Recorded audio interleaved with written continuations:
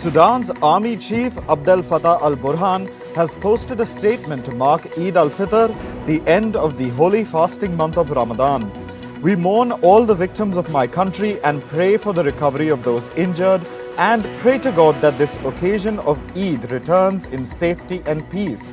This is what Al-Burhan said. Sudan's warring armies have agreed to a 72-hour truce on humanitarian grounds to coincide with Eid. The armed conflict in Sudan has disrupted logistic routes in South Sudan, threatening the operation of its oil fields. South Sudan is heavily dependent on its neighbor as a passage for imports from ports in the Red Sea. According to South Sudan's government, the country's access to chemicals needed in oil production is upset because of the tension in Sudan, and the present supplies of chemicals may only last for 3 months. NATO Secretary General Jens Stoltenberg has said that all NATO allies have agreed that Ukraine will eventually become a member of the alliance. He added that the main focus now is to ensure the country prevails against Russia. Stoltenberg's comments come after a visit to Ukraine's capital Kyiv on Thursday, where he met with Ukrainian President Volodymyr Zelensky. Russia's defense ministry has said that it has hit what it referred to as the Bakhmut Central Command Unit of the Ukrainian Armed Forces. However, no details of the operation have been provided. According to Russia, the attack took place about 20 kilometers southwest of Bakhmut in Ukraine's eastern Donetsk region. The capture of Bakhmut could provide Russia with a stepping stone for an advance in the Donetsk region. Cuban President Miguel Diaz-Canel met with Russian Foreign Minister Sergei Lavrov in Havana on Thursday. Lavrov met Canel as part of his tour through Latin America. During the event, the Russian FM thanked Cuba for its support in Russia's invasion of Ukraine. Lavrov also visited Brazil, Venezuela and Nicaragua earlier this week. The US Embassy in Havana lit up in the colors of Ukraine on Thursday to show their unwavering support for the Ukrainian people. This was when Russian Foreign Minister Sergei Lavrov was meeting with the Cuban president. Russia is looking to strengthen political and economic ties with other countries opposed to what it calls US hegemony. Czech Prime Minister Petr Fiala met his Vietnamese counterpart in Hanoi earlier today.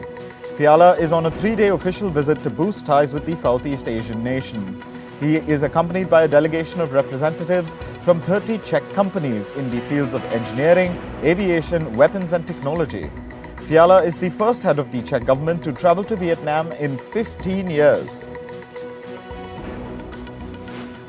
5 army personnel were killed in the Poonch area of India's Jammu and Kashmir on Thursday. Their vehicle was ambushed by unidentified terrorists. The 5 deceased personnel belonged to the Rashtriya Rifles unit. They were deployed for counter-terrorist operations in the area. An affiliate of Pakistan's Jaish-e-Mohammed has claimed responsibility for the attack. US President Joe Biden and his team are likely to announce his re-election campaign by video next week. Biden aides have ramped up planning for the long-expected launch of the president's bid for a second 4-year term in 2024. Last week, Biden said he would launch his campaign relatively soon. He's set for a meeting at the end of the next week with top volunteer fundraisers from his last campaign. A Manhattan court has rejected a proposed $25 million bail package for an exiled Chinese businessman. 52-year-old Guo Wengui has been charged by US prosecutors with leading a more than $1 billion fraud. US District Judge Annalisa Torres said prosecutors had shown it was more likely than not that Guo was a serious flight risk. Ugandan President Yoweri Museveni has sent back a controversial anti-LGBTQ+ bill to Parliament to make it even tougher. Human rights activists and the US government have criticized the bill. They say it's among the harshest pieces of legislation penalizing sexual minorities anywhere in the world. It would impose the death penalty for so-called aggravated homosexuality. This includes having gay sex when HIV positive. The bill also imposes 20-year sentences for promoting homosexuality. Canadian police are investigating the theft of almost $15 million worth of gold and other valuables. It was stolen from a holding facility at Toronto's Pearson International Airport earlier this week. According to Canadian police, the goods were unloaded after an aircraft landed. They were then taken to a holding facility as per normal procedure, but disappeared sometime afterwards. Chile's President Gabriel Boric has said that he would nationalize the country's lithium industry to boost its economy and protect its environment. Chile is the world's second largest producer of lithium, which is essential for making electric vehicle batteries. Boric said future lithium contracts would only be issued as public-private partnerships with state control. Boric also said he would start a dialogue with communities, companies and legislators to create a lithium company owned completely by the state. A new video shows residents recounting the horror of being inside their homes and riding out a deadly tornado. A tornado ripped through central Oklahoma on Wednesday night. At least 3 people were killed in the tornado. Video footage and photographs from central Oklahoma showed leveled homes and debris fields, power poles strewn across roadways, and uprooted trees laying in yards. The tornado was part of a swarm of 18 twisters sighted by spotters in Oklahoma, Iowa, and Kansas.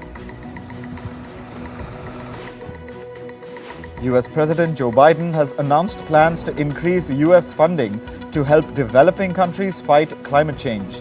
The increased funding is also set to curb deforestation in Brazil's Amazon rainforest. Biden convened a virtual meeting of the Major Economies Forum on Energy and Climate. This was part of his efforts to galvanize support for measures to fight global warming. It's the 4th meeting of the group under his presidency. A new Europe-wide report has confirmed that the region experienced extreme weather in every season in 2022.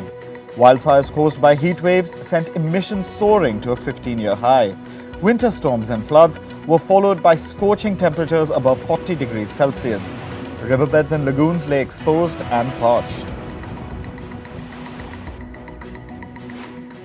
Climate activists blocked the traffic around Berlin's iconic landmark Brandenburg Gate on Thursday. They slowly marched through the streets and sat down on the roadway. Police cleared the streets with minor scuffles erupting. One activist climbed onto the roof of a police car where he was arrested. Japan's greenhouse gas emissions rose 2% in the year ending March 2022. This is the first increase in 8 years. Reports suggest emissions for the year climbed to the equivalent of 1.17 billion metric tons of carbon dioxide. This comes as industrial activity picked up following the pandemic-era slump. California hillsides are exploding with orange and yellow flowers. This comes after one of the wettest winters on record. The natural blend of Californian weather and precipitation has brought about the picturesque landscape. Indonesian environment activist Gary Benchegib has constructed a tiny house out of 35,000 plastic bags. He's been living there for the past 2 months. These plastic bags were sourced from Bali's polluted rivers. This comes after Bali's iconic beaches have been littered with plastic trash in recent years. Argentina's central bank has hiked its benchmark interest rates by a whopping 300 basis points. The monetary authority said that the annual inflation soared past 104%. The country has been battling a major economic crisis. The central bank's moves come as Argentina is fighting soaring prices and dwindling foreign currency reserves. Meanwhile, the Argentine peso has hit a record low against the US dollar. Historic drought in the country has curtailed foreign currency income and central bank reserves. Argentina is one of the world's leading agribusiness exporters. private equity company Carlyle Group is considering bringing in fresh backers for its investment in McDonalds' China operations. It's reportedly seeking a valuation of $8 to $10 billion for the business. Carlyle Group, along with TrueStar Capital, controls McDonald's China. Reports also say that they could sell down parts of their stakes in the fast food giant. Media company BuzzFeed has said that it will shutter its news division. This comes as the company succumbed to the challenges of its digital-first business model. It will also reportedly lay off nearly 180 employees, which is about 15% of its workforce. The layoffs will impact the business, content, tech and administration units. US crypto exchange Coinbase Global has said that it has secured a license to operate in Bermuda. It has obtained a license from the Bermuda Monetary Authority. This will allow the company to operate as a digital asset business in the Caribbean island. The exchange is also in discussions with regulators in Abu Dhabi for a potential license.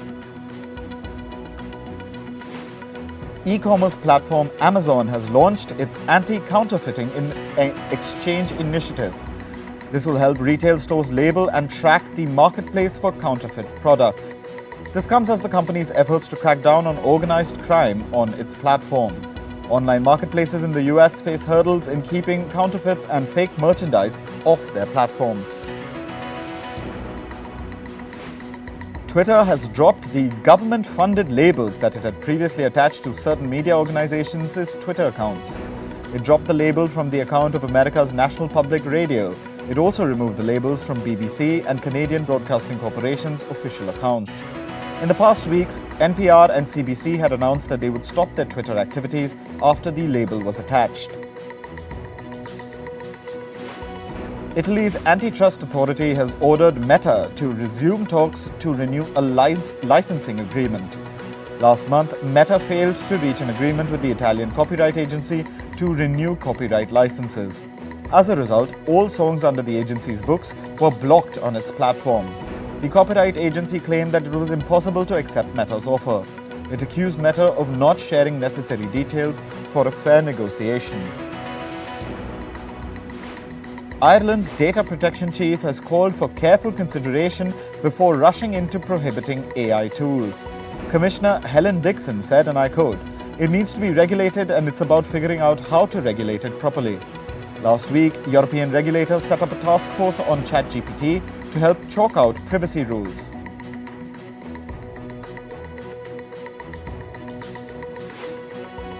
Hundreds of thousands of customers have filed a lawsuit against Australian telecom giant Optus. They filed the lawsuit over a cybersecurity breach that occurred last year. It had compromised the data of more than 1 million customers. A string of cyber attacks occurred following the Optus breach. That led to the government to set up a new body and overhaul cybersecurity rules. Yesterday's IPL matches saw Delhi Capitals register their first win of the season.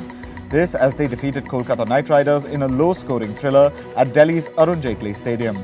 The game was also delayed by an hour due to rain before the start of the match.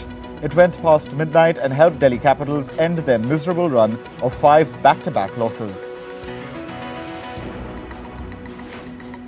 Lucknow Super Giants will take on defending champions Gujarat Titans in the 30th match of the ongoing IPL 2023. KL Rahul's team are in the contest on the back of a victory against table-toppers Rajasthan Royals. Meanwhile, Gujarat Titans succumbed to a disappointing defeat against Sanju Samson's men in pink at their home ground in their previous outing. The match will take place at Uttar Pradesh Ekana Cricket Stadium at 3:30 p.m. on Saturday. Mumbai Indians will take on Punjab Kings in the 31st match of the ongoing IPL 2023. Rohit Sharma and co. recovered well to win 3 straight games and move up to the IPL 2023 points table after suffering back-to-back losses. On the other hand, Punjab Kings haven't been consistent thus far this season.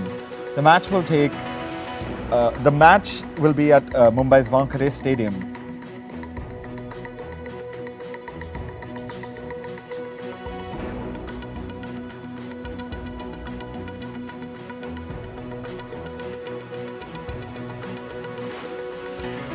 An early goal by midfielder Adrien Rabiot earned Juventus a 1-1 draw with Sporting in an entertaining Europa League clash on Thursday.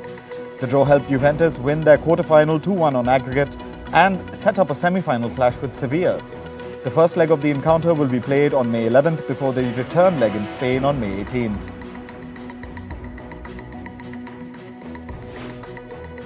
Italy's top sports body has cancelled a decision to dock 15 points from Serie A club Juventus.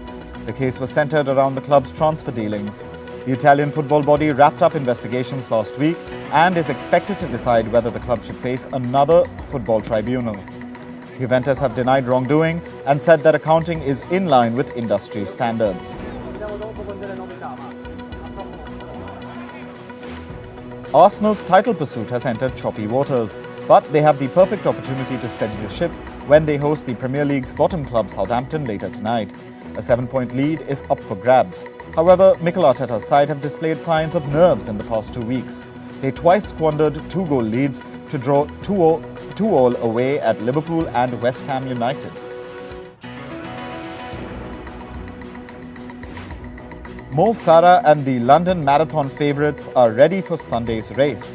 Farah, a 4-time Olympic champion on the track, will be racing his last marathon in London. He hopes for a better experience than last year when he had to withdraw due to injury. Last year's winner, Amos Kipruto, is also excited for the race. Fellow Kenyan Kelvin Kiptum and Ethiopia's Tamiro Tola are also among the favourites. About 750,000 people are expected to attend the race. 88-year-old Piotr Dudek relishes the battle with the wind and waves. Dudek is hoping to officially become the world's oldest windsurfer. He exclaims that, "I didn't realize I was the oldest, but I was surprised that I had never met someone close to me in age on the water." Thousands of worshippers in Qatar rushed to the Education City Stadium before sunrise on Friday to attend the Eid al-Fitr prayers. The Education City Stadium hosted 8 matches in total during the FIFA World Cup last year. According to the Community Engagement and Outreach Coordinator for the Education City Mosque, Suleiman Ba, the venue received around 15,000 worshippers. As 14-year-old Oratilwe Firi whizzes past his father in a black and turquoise motorcycle at a racetrack east of Johannesburg, he has one goal in mind. He wants to be the first black person to race in MotoGP one day. The Grand Prix motorcycle racing has been historically dominated by European racers. The teenager's idol, Brad Binder, who he met last month, is the first and only South African to win a race in MotoGP.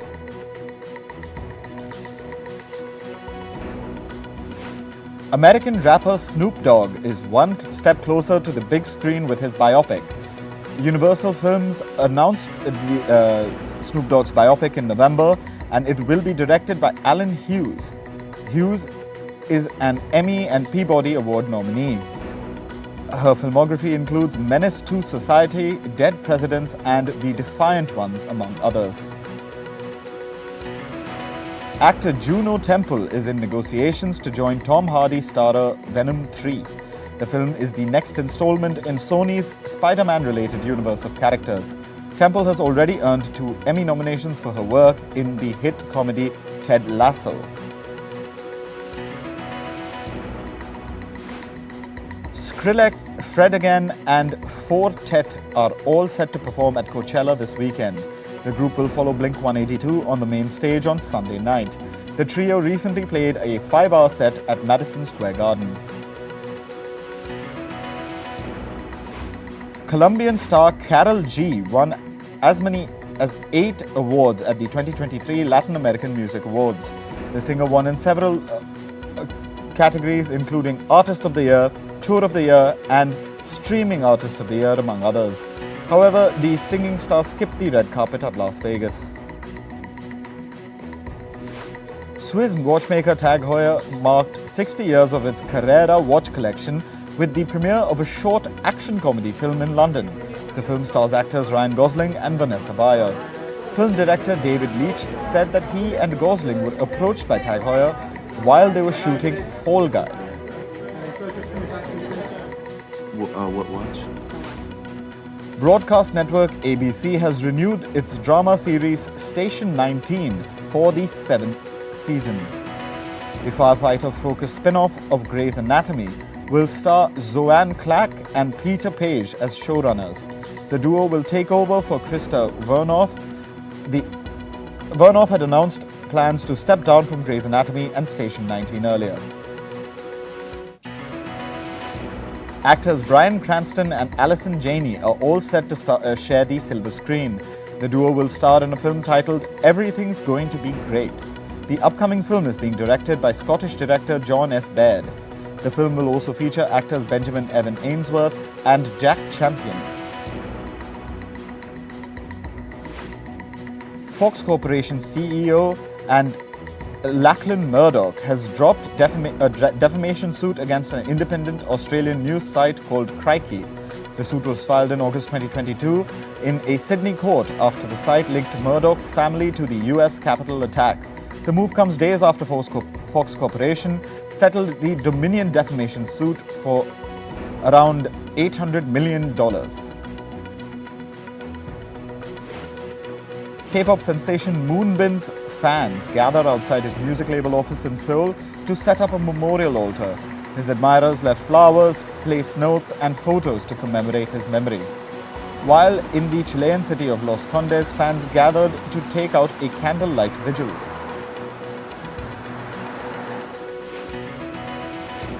Coco Doll, who featured in award-winning documentary Kokomo City, was found dead in Atlanta. The Atlanta police said that Coco was found with a gunshot wound and was pronounced dead at the scene. 35-year-old transgender Coco's documentary premiered at the Sundance Film Festival in January.